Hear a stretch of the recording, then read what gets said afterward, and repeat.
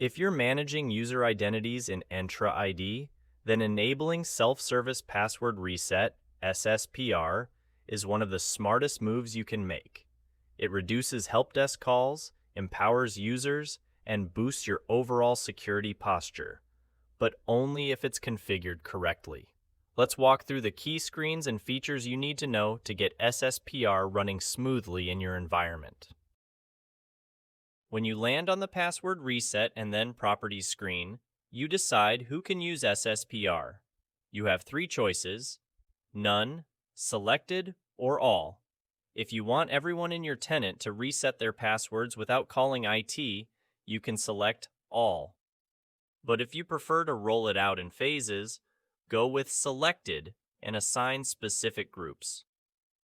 Keep in mind, this setting only applies to end users.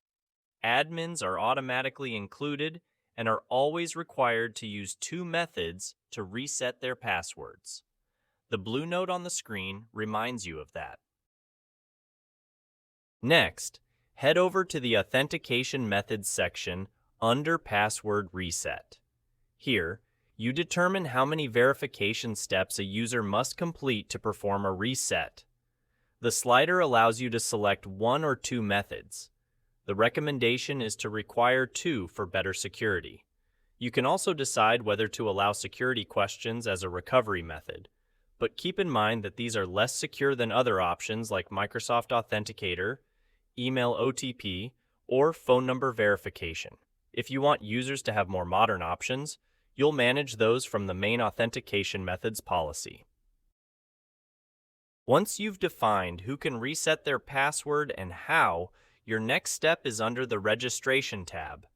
Here, you control how often users must confirm or re-register their authentication information. For example, setting this to 180 days ensures users revisit and verify their recovery settings twice a year. You can also choose whether to prompt users to register their authentication methods when they sign in. This is a great way to increase adoption without needing a separate campaign. In the Notifications tab, you get to decide who gets alerted when a password reset happens. You can choose to notify the user when their password is reset, and notify admins if another admin resets their password.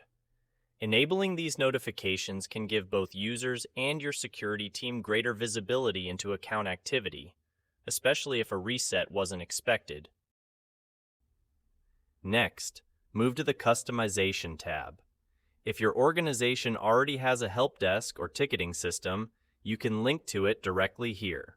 Just toggle the Customize Help Desk link to Yes, and enter your custom email or URL. This provides users with an easy way to reach support if SSPR doesn't work for them.